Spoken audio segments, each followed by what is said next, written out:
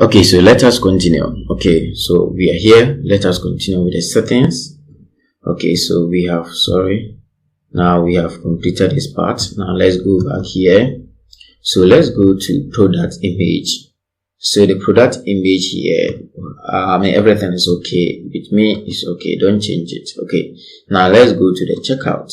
Okay, so the checkout page, distracts free checkout. Okay, distraction free checkout. Okay, when you select this, when you check this, do you know what will happen when you go to the checkout page? Now let's go. Let me show you something.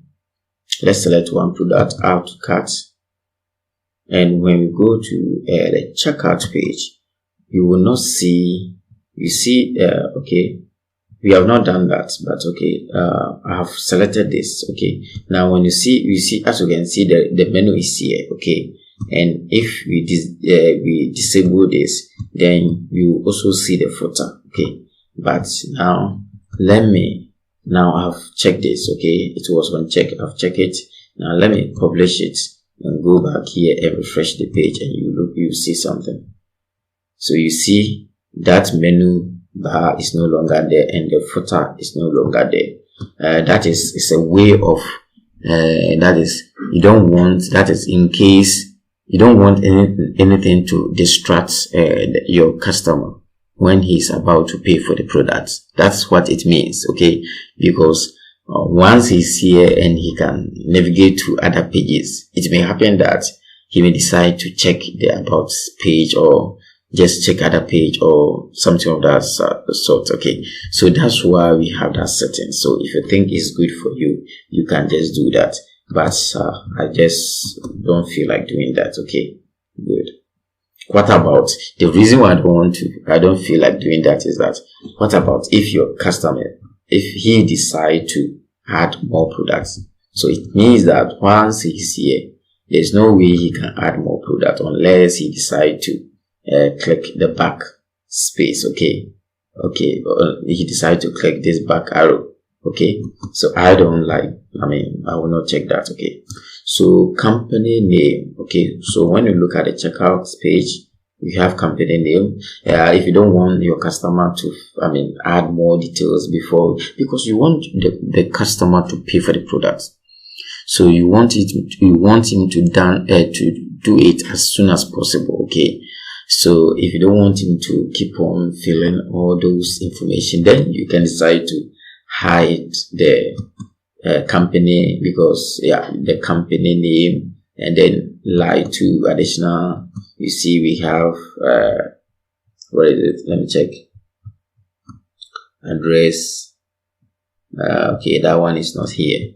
Okay, but you can hide that one too. Okay, the address lie to, because when I was filling it, I did not include that. That's why it is not here. Okay, because I've already filled my details and I did not include that, because you can do away with it, but you can hide it so that it will not even appear on the front. Okay, and then the phone number, is it important to keep let your customer add his phone number? To me, an e-comment is very, very important, because it may happen that if you want to ship the product to the customer, you need his phone number in order to track him. Okay, or let's say communicate with him. Okay, so if you hide this, how can you get in touch with him? Okay, it means that he won't be able to add his phone number. So to me, I will not hide that. Okay, good. The privacy policy, if you have the privacy policy page, then you can select it from here. I don't have for now. Then terms and condition, if you have the terms and condition page, you have not created it, then you can hide, you can select it. Good. So now let's save it and go back. Let's go to shop archive. Okay, the shop archive, we are referring to the shop page. Okay, shop page. So the shop archive, we are referring to the shop page here. Okay, so we are going to modify things over there. So first, let's go to general shop title. I do want to keep the shop title over here. Let me see. Okay, there is no title. Actually, there is no title, but let's see. Shop title. Okay, it has been selected. Let's see. Okay, so if you want to show the shop title, you can do that. Okay, and we have breadcrumb. That one is when you select the product. Let me show you. Okay, so when you select the product, we have this. Okay, this one, that's what we are talking about. Okay, good. But to me, it's important. Okay, good, because if that is, it will help the customer to know his way around. Okay, good. Now let's move on, and then results counts. Let's look at that one.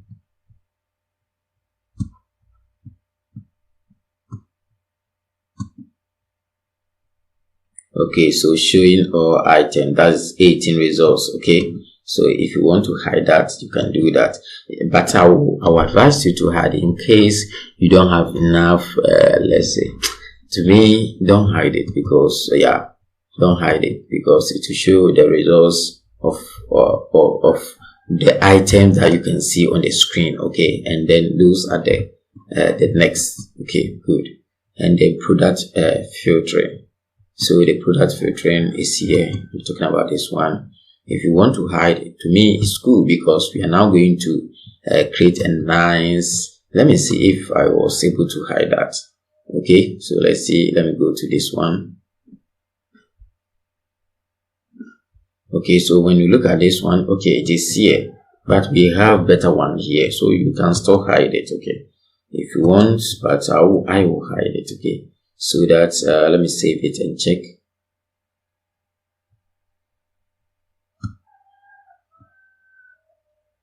Okay, so let me refresh the page and check if it's still. Now you see it's not there anymore, so let's continue. So let's go to infinity screen, enable infinity screen for comments category. No, I will not. As your customer keep on going down, then the next product will be showing. Okay, it will come like that. Meaning, if let's say all the products are not showing, the moment you are dragging it down, then the customer will be able to see all of them. If you want to do it in that way, that is fine. Product border. If you want to add border, when you look at this, there is no border. Okay, but if you want to add border solid and save that, then you can see that. Let me click here. I don't want to keep on refreshing the page, but let me go to the shop.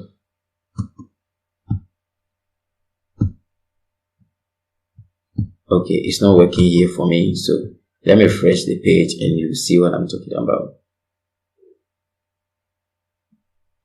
Let's come back here. The border weight is 1. Okay, let's check. You see we have the border now. Okay, we have the border around the product, but when you do it in that way, you see that they are not in line. Okay, good. Yes, and I don't like that, so I will uncheck that. I will put it none, and then the product contents. Align text is center. When you look at this one, the align text is center. Okay, it's center align. Okay, if you want to make it left align, then you go with that. If you want to make it right align, then you make it in that way. When you make it left align, you see that this one will come here, then it will be arranged in that way. Let me show you the left align before we can move on. Okay, so let me refresh the page and you see that.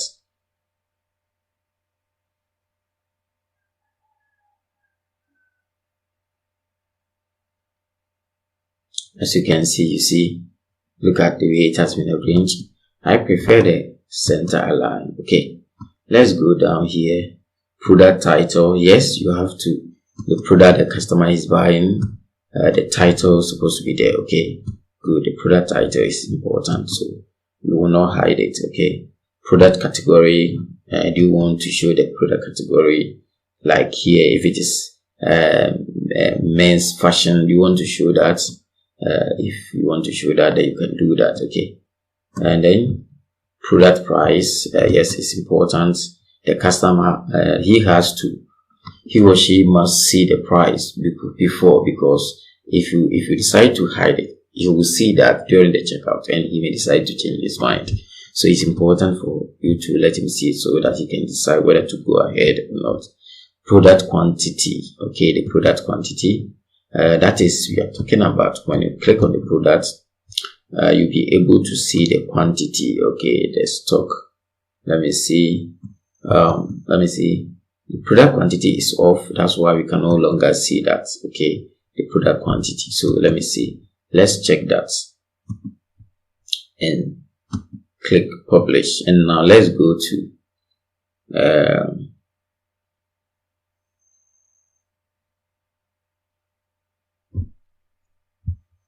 okay, so let's go to our product page and refresh the page. Okay, you should be able to see the product quantity. Okay, maybe it's not here. Let's go to